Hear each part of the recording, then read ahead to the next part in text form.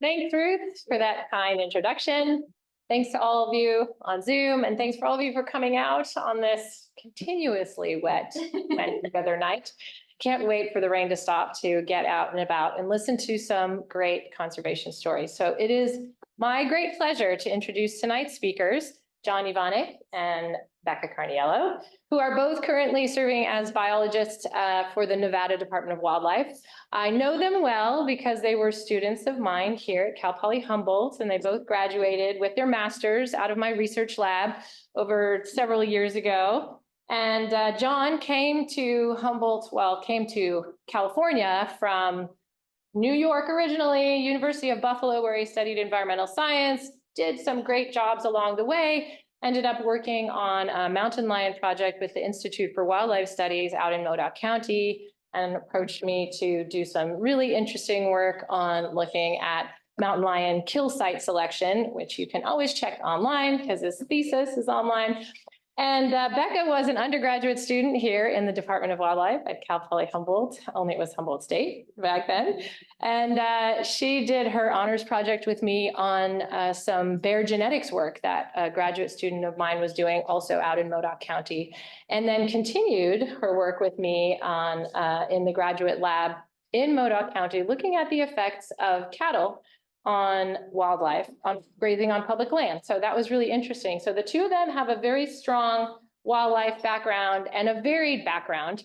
After they left Cal Poly Humboldt several years ago, they went on to do some interesting work for California State, working on their Bobcat project, unit biologists in Mendocino for Becca. And they both ended up now at the Department of Wildlife, Nevada Department of Wildlife. John is their big game biologist, we'll tell you about some of his work with mule deer and bighorn sheep and pronghorn. There might not a lot of that tonight, and bears, of course. And Becca is their urban wildlife biologist who really responds a lot to human-bear conflict. And it was particularly exciting for them to come and share their newest employee. Badger is here. He's intrigued by all of the smells going on, so he seems a bit distracted, but we hope he'll also enjoy this environment. I want to welcome our guests and thank you again for coming. So thanks to you both.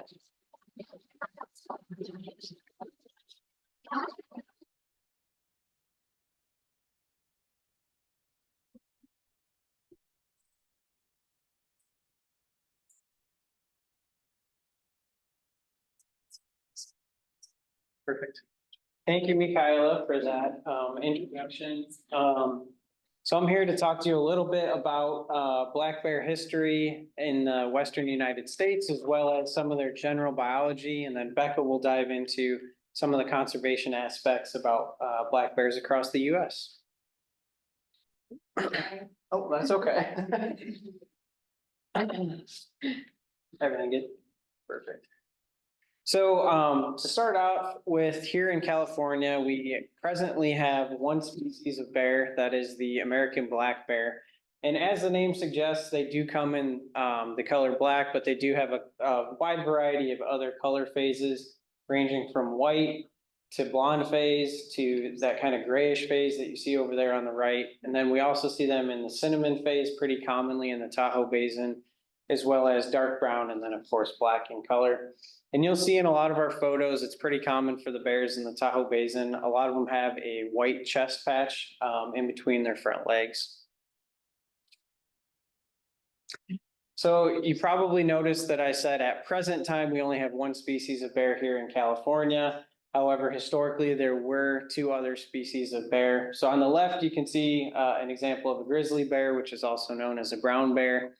And you can see the historic distribution of them throughout the US as well as Canada here on the left. The historic distribution is shown there in orange. And then where they currently exist today is depicted there in that darker brown color. Quite a bit before the grizzly bear, we had the giant short-faced bear here in North America. And you can see based on those photos that it was the largest of those three species. And the last time that it was documented here was 10,000 to 300,000 years ago, so quite a bit before grizzlies. In terms of some general biology for black bears are a relatively long-lived species. The oldest bear that we have on record in terms of how long they've lived to be 39 years of age, which is pretty remarkable for a wild animal. But typically, they live much shorter lives than that. They grow to be about 15 to 19 years of age in the wild, which is still pretty impressive for a wild animal. Black bears are also forest dependent species. So what that means is you typically find them in areas where you have good amounts of forest canopy cover. However, because they're so incredibly adaptable, they're able to adapt and live in some areas that don't have canopy cover, particularly in those urban areas, which Becca's going to talk to you a little bit more about later. And black bears are highly individualistic. So in terms of the amount of disturbance that they're able to tolerate in those urban areas, they kind of all respond differently. It just depends in terms of how much disturbance they've been exposed to throughout their life history. So typically in the Tahoe Basin, we have bears that are a little bit more habituated than the bears that you guys have around here, but they all react differently in different scenarios. Bears are omnivores, so most of their diet consists of plant matter, about 85% of it, but they'll also capitalize on fish carcasses, insects, as well as other mammalian carcasses that they can scavenge on the landscape. And their home range sizes vary between the males and the females. So male home ranges are quite a bit larger. They're 45 square miles, whereas the female's home range sizes average about 19 square miles. And a very common misconception with black bears is that they're pretty territorial of their home ranges. And so that's actually not true. In fact, we see quite a bit of the bears that we're studying where their home ranges do in fact overlap. And typically the one exception of them being territorial is as those younger bears start to disperse and they grow to an age where they're going to leave the home range that their mother had raised them in, their mother is intolerant of them setting up their home range within her home range and typically tends to push them out. So we see those younger male bears disperse much further distances than the female cubs. And so as I mentioned, bears are capable of moving some pretty incredible distances. We've had bears from the Tahoe Basin that have moved up to 250 miles. So we've collared bears in and around Lake Tahoe, and we've had some that have ended up as far south as Mammoth and Bishop. And then we've had other ones that have gone all the way up to Oregon. So in terms of reproduction, females in the wild will typically start to reproduce at about 5 years of age, and then they'll have litters of cubs every other year after that. And the reason that I say wildland bears is because we've actually started to document bears in urban areas having cubs at a much earlier age. So they're breeding at age 2, and then they're having their first litter at age 3. And that's likely due to the increased amount of food resources in and around those urban areas. And typically the bears are breeding around May, June, and July when they come out of hibernation. And all bear species have some form of delayed implantation. And what that means is that after the egg is fertilized, 5 to 6 days later, it will typically become a blastocyst, and then all of the development of that blastocyst is kind of temporarily suspended until late November, when it is then implanted on the uterine wall. And so then the bears will actually start to develop those fetuses and typically give birth around the first week in February. During the fall, they're really trying to pack on the calories, and they go through a period of intense eating, which we call hyperphagia. And so during the fall, they can eat as many as 25,000 calories per day, which is an insane amount of food. And because of all that extra amount of calories that they're trying to consume to prepare for winter months, they consume an additional 2 to 3 gallons of water per day to help with all that digestion. So once they're in the den, during torpor, the females will typically give birth around February 1st. That's when the peak of pregnancy or of birthing is. And on average, they'll give birth to 2 to 3 cubs, and each of those cubs typically weighs about a pound. As most of you are well aware, bears have an incredible sense of smell. So their olfactory capabilities are 7 times that of a bloodhound, which is pretty impressive. And they rely pretty heavily on their nose. But one common misconception is that bears don't have very good vision and that they also don't have very good hearing. However, that's not necessarily true. It's not as good as their nose, but they do still have pretty good vision in terms of they're able to detect movement really well at far distances, and they're pretty nearsighted.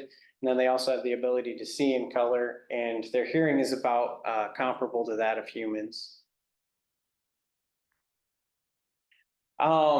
Some of the other physical capabilities of bears, they're incredible swimmers. I'm sure many of you have seen the videos of the bears swimming in Lake Tahoe with all of the tourists on the beach kind of reacting to them. They're very proficient at climbing trees. One of the first lines of defense for bears when they do encounter any sort of stress is to climb a tree. So if you see a bear climbing a tree, it's a good thing. It's doing what bears are supposed to do. And then also they can run up to 35 miles an hour. So if anyone ever thinks that they can outrun a bear or that they can climb a tree to get away from a bear or, you know, hop in water to avoid a bear, it's not a good idea. So Becca will cover better ways to react when you do encounter bears in the wild. So what is bear sign?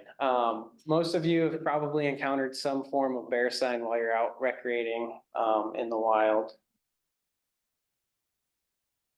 So the photo on the left is an example of bear sign where bears were raking their claws on trees to kind of leave as a way to communicate to other bears that they're in the area, kind of similar to their calling card, just letting people know that they're there. The photo on the upper right, you can see where that kind of rotten log was really kind of infested with an ant colony, and the bears absolutely shredded it to get in and capitalize on that food resource.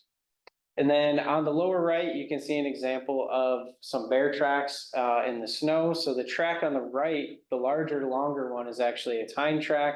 And then the track on the left that's kind of more wider in shape is actually the front pad. And that's a satellite cell phone for size reference.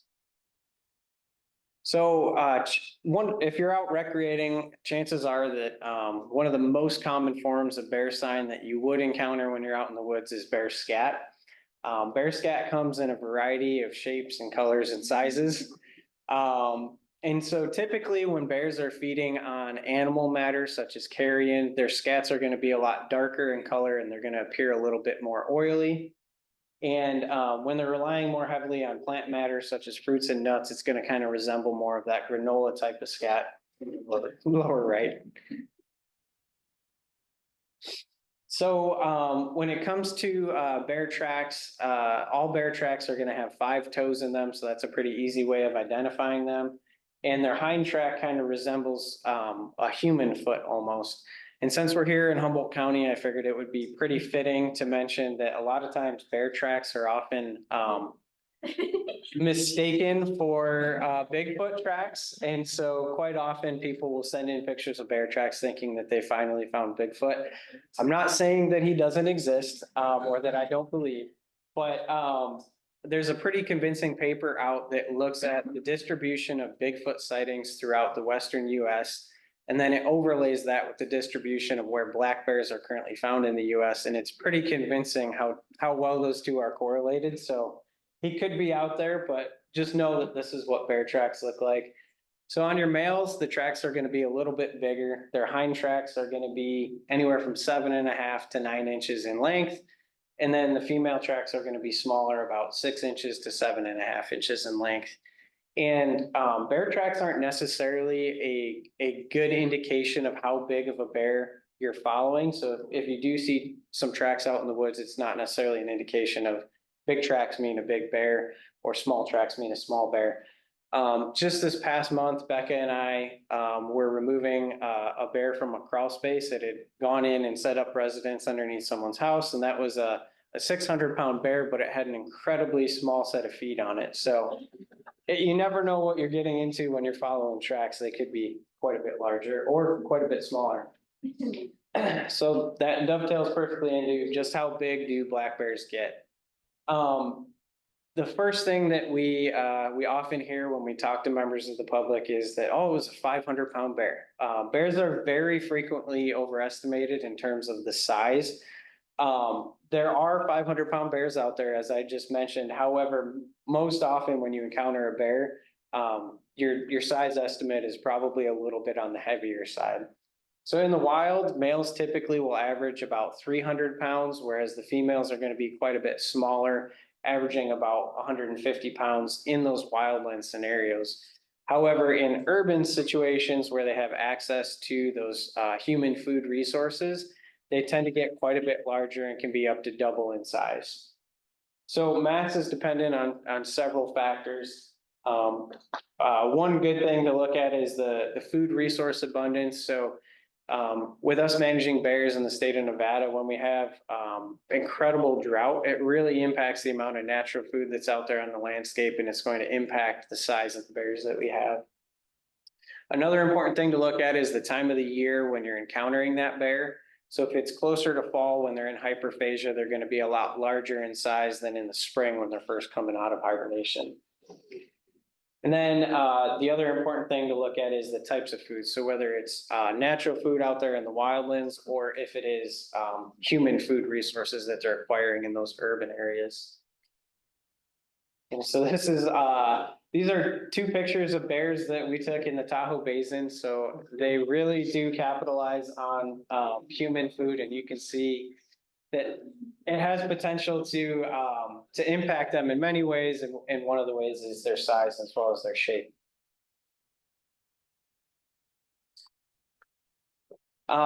This is a map showing the historic distribution of black bears throughout throughout North America. You can see that light gray in the figure is where they were historically found throughout North America, and that was obtained through looking through pioneer journals, looking at where they were sighted, as well as going through old newspaper articles. And then the black is where they're currently found today, and this is slightly out of date because we do have bears kind of moving a little bit further to the east in Nevada. But you can see that they're slowly starting to make a comeback after their decline in the early 1900s. So the bears were extirpated through most of their historic range in the early 1900s. And a big reason for why this happened was their loss of habitat. So through some of our mining practices, we had a huge need to go out and harvest a lot of timber. And then through some of our timber practices, there was a lot of clear cutting going on, which led to the destruction of that forest canopy cover that bears rely so heavily on. Another thing that kind of led to the extirpation of black bears in the early 1900s is the unregulated hunting of them. So there was a lot of perception that bears were competitors with some of the livestock that was out there, and they were trapped, poisoned, as well as hunted. So bears truly are a conservation success story. Since kind of around the 1970s, they really have taken a drastic uptick, and they're starting to come back and recolonizing some of those areas where they were historically found. And that came largely in part as a result of the restoration of a lot of that habitat. So with the end of some of those mining booms and changing in our timber practices, we really started to redevelop some of that habitat. And as we regained habitat, we kind of really started to recuperate bears and saw some increasing population sizes. It also came with designating bears as big game species. So both the United States and Canada designated them as a big game species, meaning that you needed a hunting license as well as a hunting tag in order to harvest black bears. And through that, we kind of really ended some of the unregulated hunting and some of those human-caused sources of mortality for bears. So with the uptick in bears, 2/3 of the states that have black bears in them have populations that are increasing. And with those increasing populations of black bears, it's a great success story, but you could imagine we also have increasing human populations. So it really has a great propensity for there to be a lot of overlap between where bears are existing and where humans are existing. And so with that comes some conflict, which is what Becca's going to talk about. Okay, so yeah, just like John was saying, we have a lot of human development and human expansion, and a lot of that is people leaving cities and moving into more rural areas. So a lot of those areas that black bears are living in now have people in them, and so they're much more likely to come into contact with us and also our garbage, our food, and other attractants. So I talked about attractants. Attractants are things that will draw wild animals to your home or to your neighborhoods. And one of those big attractants, and it's actually the main reason that most state agencies who manage bears are getting calls about bears, is garbage.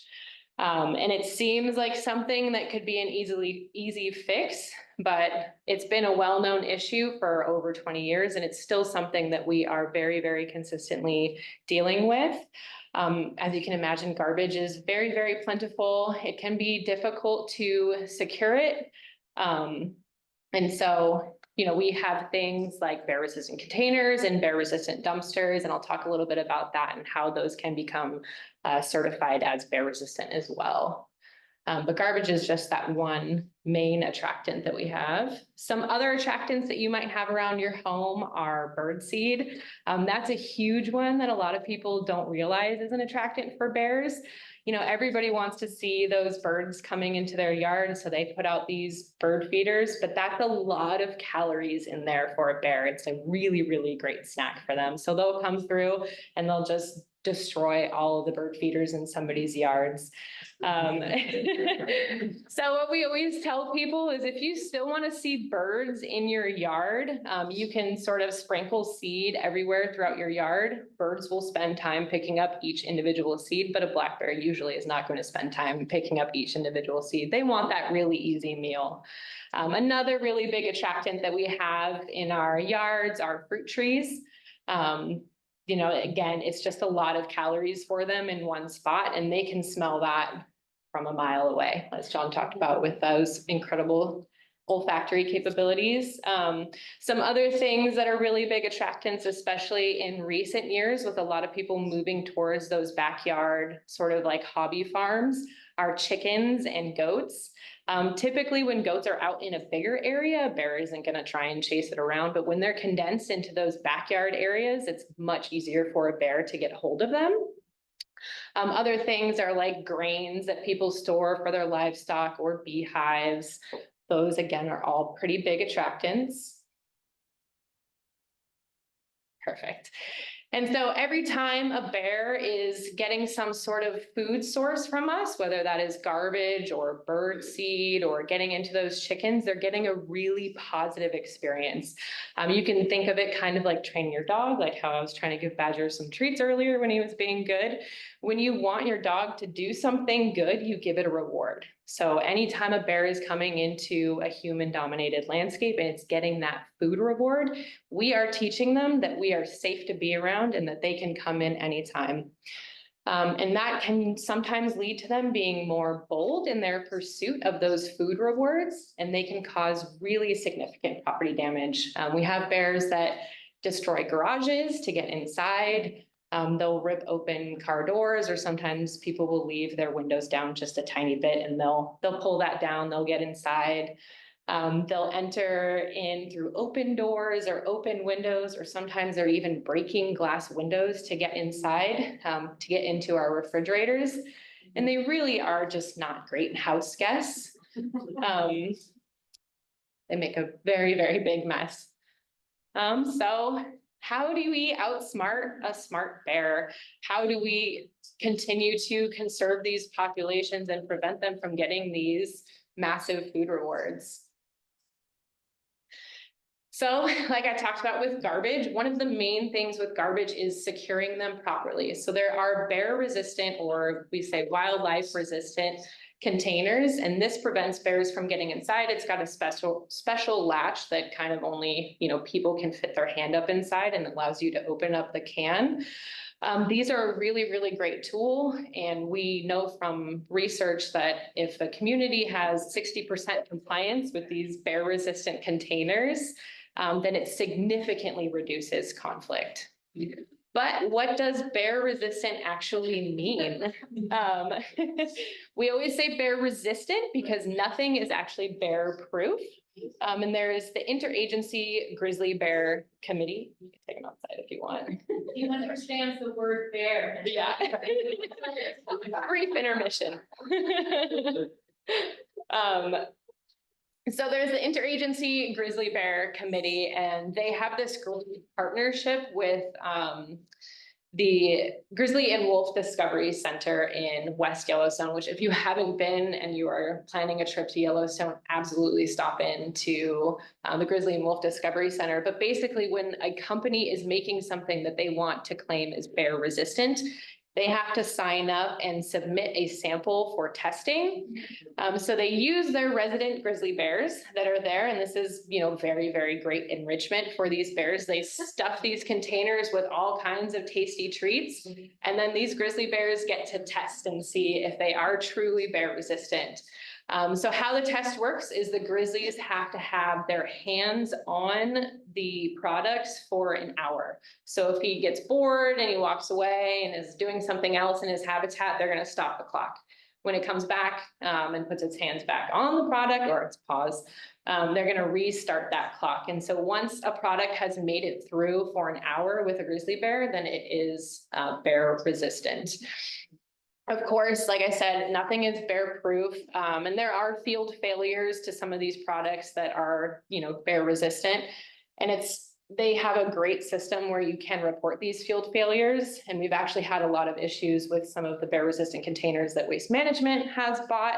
They're not actually truly bear resistant. A lot of black bears have figured out how to just flip them upside down really quickly and they pop open.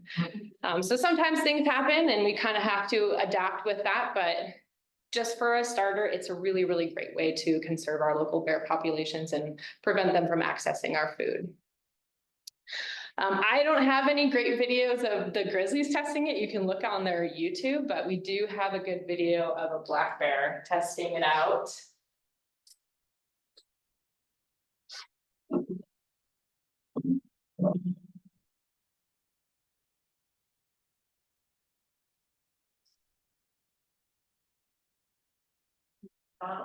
Yeah.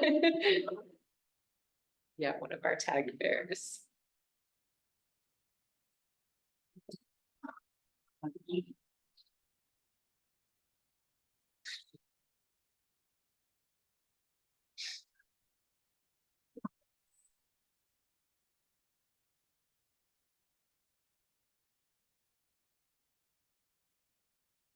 Nothing is good smelling in there.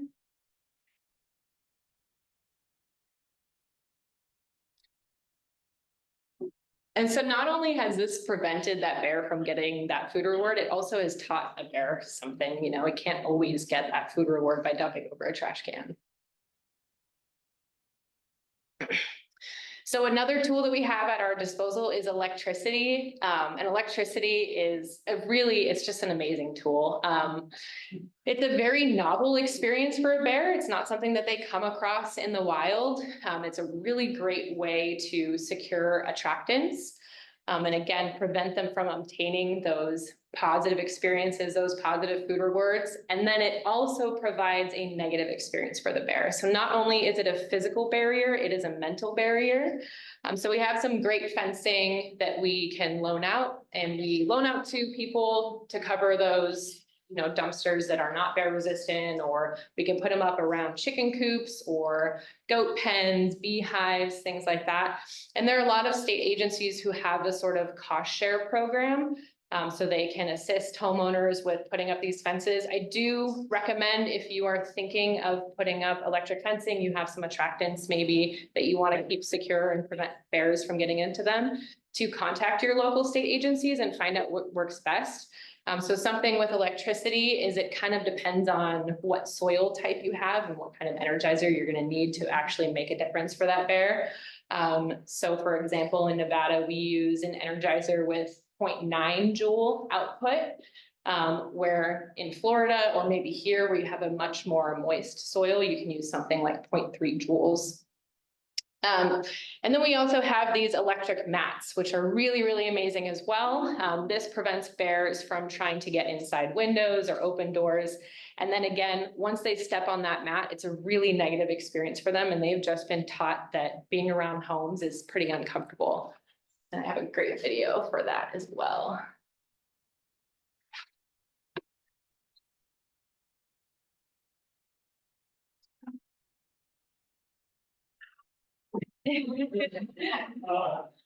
So yeah, a pretty negative experience.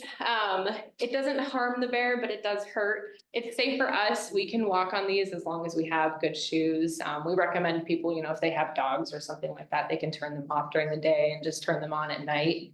But just a really, really great tool that we have at our disposal. And so John was talking about how we have to get bears out from underneath crawl spaces sometimes. So we're talking about how bears are very extremely adaptable and they're kind of adapting to these more urban environments. We have bears that are capitalizing on that by ripping open crawl space doors and going under into crawl spaces to make themselves a nice little den. While they're under there, they pull all the insulation off, they rip open ducting. We've had bears that are pointing the ducting at themselves. And so when the homeowners are thinking they're heating their home, the bear is just getting all that heat right on his face. And so that's where we use the Karelian bear dogs as well. They can come under the crawl spaces with us. They can help us kind of convince that bear to get out of there. And then we can put up one of these mats and prevent that bear from going back into that crawl space. And again, giving them a negative experience when they're coming around a home.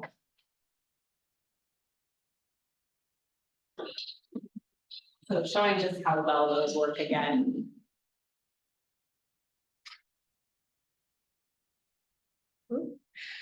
And then finally, we have the Karelian bear dogs. They're just such a great tool as well to have non-lethal conflict mitigation. They were first brought into the United States by the Wind River Bear Institute, I believe in the early 90s. They were first used with grizzlies. And then in 2001, we brought them into Nevada. Where are they from? They're from the Karelia province, Which is, in between Russia and Finland. So we have. I'm sorry, Oh, no worries. specifically bred for this kind of work? Yeah, exactly. Yeah, I'll touch on that in the next slide. So we have Badger here with us today. He was born October 2nd, 2021. He was born in Anchorage, Alaska. He was donated to us by the breeder. He was actually returned to the breeder because he lived with a family. And then the International Association for Bear Research and Management paid for his flight to come down to Nevada. So what is a Karelian bear dog? A Karelian bear dog is a breed originating from the Karelia province. It's in between Russia and Finland, and they were bred to hunt brown bears, and they also hunt other big game as well. And so they're instinctively assertive, they're fearless, they're very quick. They're used by wildlife agencies primarily for conflict work, but there are others who use them for search and rescue or scent work. And they are quite different from different dogs, so different dog breeds. So a lot of times people actually get themselves into trouble when they're coming into conflict with a bear when they have an off-leash dog. And that's generally because the off-leash dog is going to run towards the bear. That bear is going to turn on the dog and then the dog's going to run back to its owner. So it's bringing the conflict back to that person. These guys, if a bear turns on them, they're going to make a wide circle, but they're going to get right back on them and kind of annoy those bears like flies. So when bears are coming into contact with humans and getting those positive experiences, sometimes we will set traps and we will capture those bears. Once we have them captured, we'll collect a whole bunch of data. We'll put ear tags, draw blood, collect other DNA samples and morphometric measurements. Sometimes we'll fit them with a collar, and then we're going to release them the next day. We're going to have those Karelian bear dogs chase them upon the release. And so this is now giving that bear a negative experience instead of that positive one that they had while they were coming into contact with food. With bears being the dominant species on the landscape, the Karelians can deliver a powerful message. Well, the Karelians attack the bear? No, so we can have a bear immobilized and have the Karelians around with us, and they're not gonna try to attack the bear. It's mostly the, But a live bear, they wouldn't. attack No. a live bear? no, it's more about the chase for them. So they enjoy chasing the bears. And this gives them a really, really negative experience as well. I have some videos to show too. So Nevada was one of the first state agencies back in 2001 to use Karelian bear dogs as a non-lethal management tool. And this provides a lot of benefits to the bear. Bears get to remain in their home range. So the standard practice used to be that state agencies would relocate bears when they were coming into conflict with people. So they would capture them and take them somewhere else. We know that this doesn't really work. Bears generally just try and come back. So that bear gets to remain in its home range. Additionally, when you take bears out of their home range, you're absolving communities of their responsibility of living with bears. It gives the bear the best chance of survival because it provides such a negative experience. It gives them an opportunity to change their behavior. They now have this negative association with people. So it's a very uncomfortable short-term experience for the bear, but it's a lifelong lesson. So they're receiving that powerful yet negative message. They are currently used in Nevada, Washington, Montana, Alberta, Alaska, and then they are used under contract in Glacier, Yosemite, Yellowstone, and Banff. So they're pretty widely used at this point. Bears are capable of learning from a single experience that results in a substantial reward. So anytime they're getting that human food or an intense penalty, they're driven by curiosity, but they're emboldened by their experiences. So here's a good video just showing how we use these dogs. And how fast that bear is going to run and climb that tree. So for this bear, it climbed a tree. That's exactly the behavior that we want. It stayed up in the tree. We're going to immediately back off. We just left the camera there to watch that bear come down.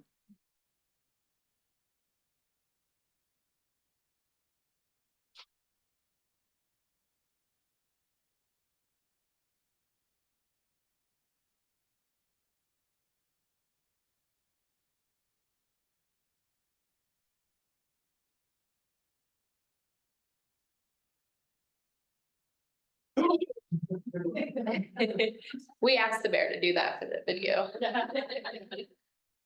You're ever juggling for sort of like hard to pick the right tree, but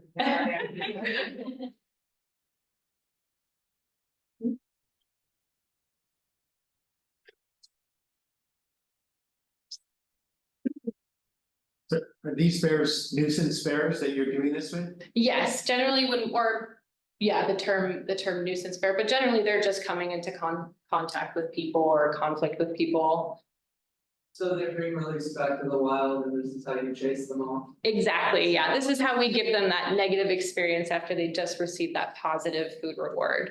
Were they live trapped or euthanized? I'm not euthanized, but Sedated, yeah. So we use these culvert traps to trap them. There's a little door in there that they grab onto. What's their favorite food? What do you put in for bait? We do use pastries sometimes, but you can also use deer carcasses and fish and things like that. Kentucky Fried Chicken ones. So all of these tools provide state agencies and others more effective responses to resolve conflict rather than, lethally removing a bear or relocating them somewhere. They also provide us a better way to educate the public and communicate with the public because we are there on the ground with these dogs. They make us much more approachable. And then setting up those electric fencing as well, you have an opportunity to connect with the homeowner. So all of this promotes coexistence with carnivores to have these alternative solutions to removal. But I always like to kind of round out my presentations with just how dangerous are black bears, because a lot of people wonder that, or what to do when you get into an encounter. Bear behavior is complex and dependent on many factors, including their personality, their proximity to a threat, presence or absence of food, or result of previous contact with humans. They have two types of aggressive behavior: defensive aggressive, which is that typical behavior that you would see, or offensive aggressive, which is what we would call predatory. Bears almost always display stress behaviors first, but stress behaviors don't necessarily indicate aggression. They can display pacing, panting, vocalizations, popping jaws, and swatting at the ground. Sometimes they bluff charge, so they run at you and turn away at the last second. But generally, black bears are very peaceful, but of course they are strong, powerful animals. They kill an average of 2 to 3 people per year in North America. But just to kind of give a comparison to that, cattle kill an average of 220 people per year. So from 1900 to 2009, we've had 68 fatalities. 86% of those have occurred since 1960, so we're talking about that range expansion of black bears as well. 88% of those were deemed predatory, and 92% of those were adult male bears. 70% of fatal attacks took place during the daytime, and 38% involved garbage or human foods. So again, just driving home that point that that's a good way to. How do you define predatory? Generally, when people are consumed. Eating food? When the human is consumed, that was. Well, no, I get that, but I mean, what precipitates a predatory attack from a black bear? What would cause it? Yeah. Predatory attacks are different than, a defensive aggressive attack. Predatory attacks generally mean that they are viewing people as food. So that would precipitate that. So if you encounter a bear, you always want to remain facing the bear and move off the trail if you can. If the bear approaches, you want to stand your ground and speak firmly to the bear. If it stops approaching, you want to slowly back away while still facing the bear and speaking to the bear. If it continues to approach, you want to stop and start acting a little bit more aggressively, in part that bear's aggression, so you can wave your hands, throw things at them, yell at them, and just get a little bit more aggressive. And with that, I will take any questions you guys might have. Yeah, so I really thought that the garbage thing was interesting, and for people who certainly rent, for people who don't have like a lot of control, they do with their own garbage. Is there like a institutional way you can transfer technology or Yes. to have them more? How do you know if your garbage provider does or they're very friendly garbage? How do you capture them? Yeah, that's a great question. So you can actually pressure your county or your state to develop county ordinances. That's a huge one. We have county ordinances in Nevada that make it illegal to allow wildlife access to trash. So going to public meetings and kind of asking for that. We do have. Is there like a phone letter or something? You could do if you don't know as much, but you want to ask for that. Yeah, generally you can reach out to county managers. They're usually the ones that are in charge of getting those waste contracts, or they put them out to bid, and then a waste company will acquire those contracts. But a lot of times you can ask for things like that. It's much more commonplace that garbage companies have those bear resistant containers available for residents. They just have to ask, but sometimes it is an extra fee. My aunt has a bear that keeps visiting her yard. She lives in Connecticut, and I was wondering if it's supposed to be in hibernation. And also, like, it keeps getting into their compost, and it seems to be injured. Okay. So yeah, sorry, very specific. No, that's fine. But please help. Yeah, no, is that so? Bears don't truly hibernate. They do wake up every once in a while, and if there is food available, they actually don't need to hibernate. So bears evolved hibernation or torpor because there's a lack of natural food. So we see that a lot as well in the Tahoe Basin where they have a lot of food available year round. Sometimes they won't even go to sleep at all. They'll just take, a little bit longer naps for a period of time. So compost is another one that's an attractant. So you can, put up electric fencing around that to prevent them from getting into that. Could you use Karelian bear dogs to mitigate interactions between humans and mountain lions, or does the strategy only work on? No, yeah, you can absolutely use them for mountain lions. We've used these guys for mountain lions before that have been in human areas too. It just works the same. We have them on leash and we can haze those mountain lions. I've also used them for deer that have been in rut and they were breaking down these people's fences in Carson City. So the Karelians can help with other species as well. Here in Humboldt, I understand that we have a really high percentage of bear population. Mm-hmm. And also that the bears have been taken away from the mountain lions they're killed. Mm-hmm. And stuff. Definitely not really happy with them. Yeah.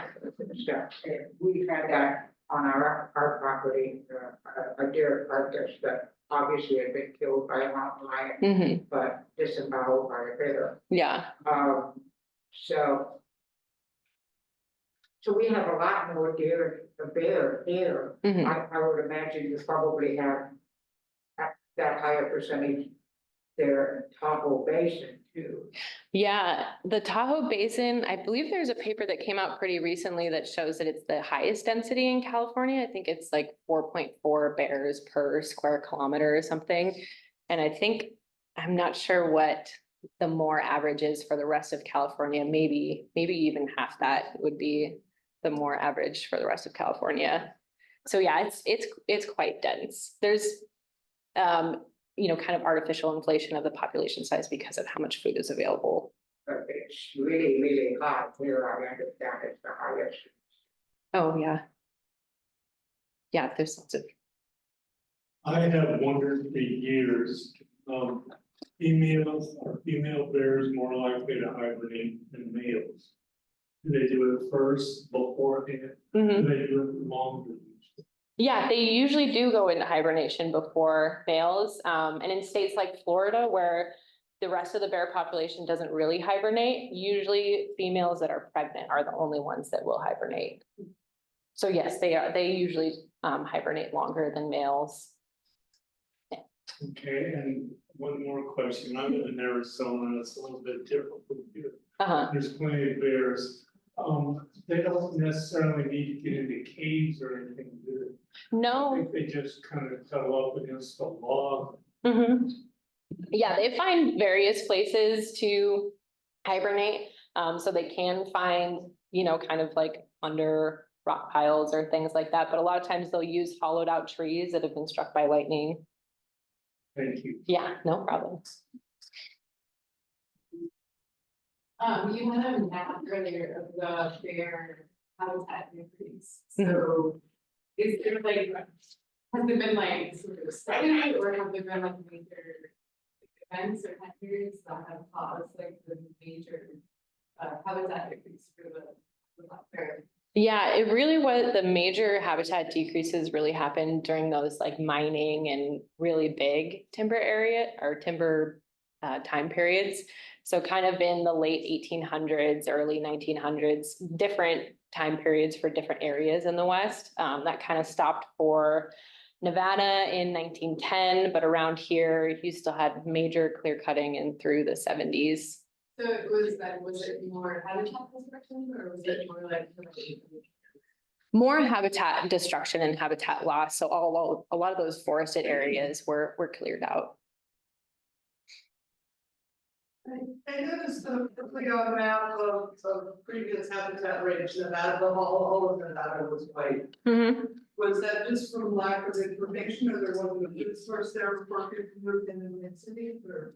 No, so historically, it was kind of hard to see, but historically in Nevada, about It's probably a little bit less than 50%, but basically every major mountain range in Nevada contained black bears at pretty low densities.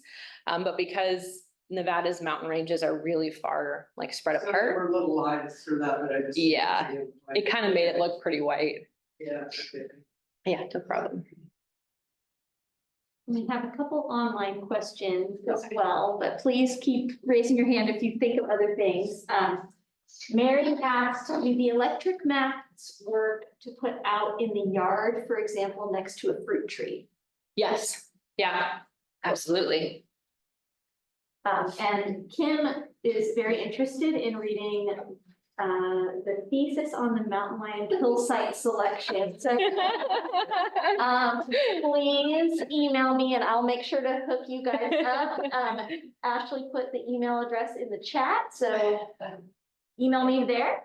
And then she also wants the paper about the Bigfoot sighting comparison. So Okay, perfect.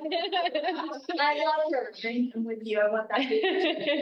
And then one of our zoo regulars was at the zoo today and said that Thule, one of our black bears, got spooked by a crow and asked why that would be. And I will just say he's just a little bit of a goofball. And he and Nooney both get spooked by ravens and crows, just random things all of a sudden. Just Oh, that's pretty funny. it's really silly because they were around people. Yeah, all And things. that, yeah, I have no problem. They're playing and running around, but all of a sudden, just if it's unexpected, Yeah. they're just, oh, for a second. But You know that ravens and crows are doing something, that's it. Wow. yeah, and there are some resident raven and crows that know the zookeeper's routine and then know the animal's routine. So they are being very strategic about when they're going to different areas. So I think the bears probably also have specific relationships with those wild crows. It's very silly.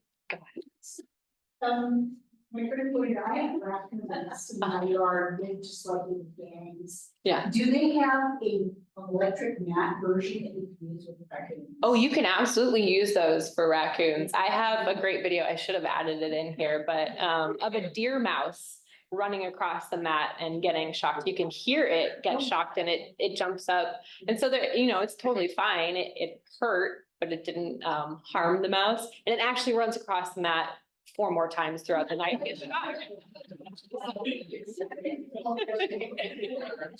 Did not learn. Oh yeah, there's a company, Barrier Solutions, and they donated some mats to us, but she did put some mats on somebody's, it was like the roof of their shed, but it was for raccoons. Yeah. So where do you buy these mats? So there are 2 companies that I know of. So there's Tahoe Bear Busters and then there's Barrier Solutions. Tahoe Bear Busters is located in California, I believe, and Barrier Solutions is in Nevada. Does it work to use them for a little blast for a negative reinforcement training thing? Could it be like a water closet of this that people could share around? So we loan them out, our state agency loans them out anyways. And it can work temporarily, but you can always have new individuals. They all have their own personalities. They all do different things. And sometimes too, they know. So I've had videos of bears that, I know. Step on that mat. Oh, yeah, but they still run away because they see it and they're like, oh. My friends had the bear, their little studio room that had a little fridge and some food and used it for writing and the bear tore the glass patio door off. So they got it all chicken wired. So the bear just took out the wall beside it. Yep. Yep. Pretty common. Is there any collaboration with other animals? Like I've heard corvids will work with wolves to get deer opened up, things like that. I'm not sure, other than the fact that bears will steal kills from lions a lot. I guess that's not really cooperation though. But no, not that I know of. it would not work for bears, but I trained my cat to not be on the kitchen counter with an electric mat. You can buy them at PetSmart. Oh, interesting. And I wanted to alert, I was just informed about a website called Bearwise, do you know that? Oh, yeah, Bearwise. Bearwise.org, and they have lots of resources and information online about living with bears. Yes, yeah, Bearwise is an incredible resource. So I'm curious, how much and what kind of training does a bear dog? Yeah, that's a good question. It kind of depends on the dog, but if you can get them as a puppy, then you kind of start right then, just getting them used to the scent. But it really is all about recall. So getting them back exactly when you want them, because you don't want to put them in a dangerous situation. You don't want to put the bear in a dangerous situation. So we train them with GPS collars that have either a tone or a vibrate. Badger's super sensitive to noise, so we use the vibrate function for him. But I can send a message to his collar to vibrate and he knows to come back immediately. And so really that's the training, and they just have to be interested in chasing something. Yeah.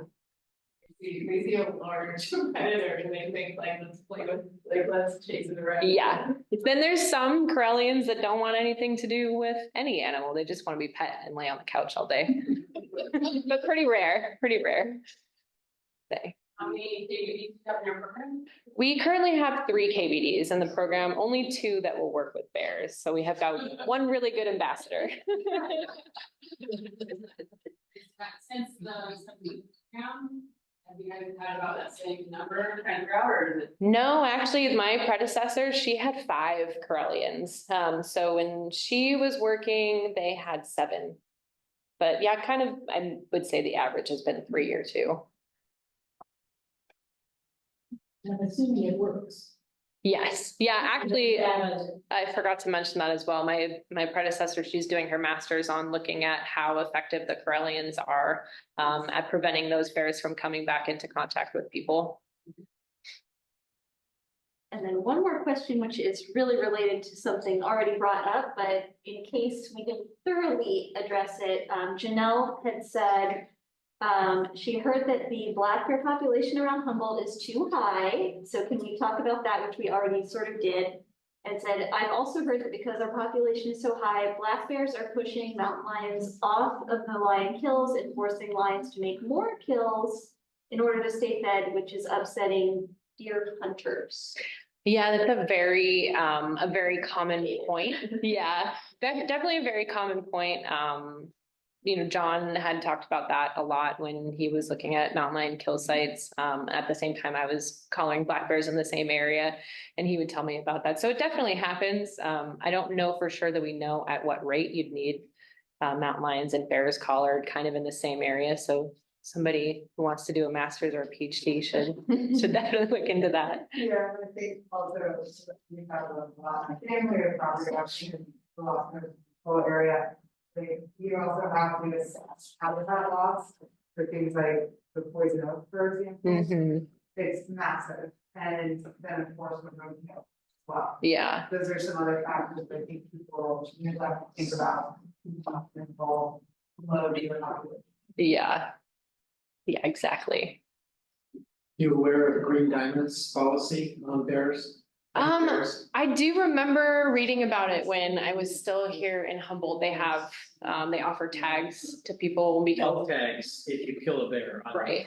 And Yeah. that's really about the park stripping. Yeah. Yeah. But it's interesting. They have a big bear problem. Yeah. It is really interesting what they, the losses that they experience to bears. Green Diamond, if you kill a bear on their property.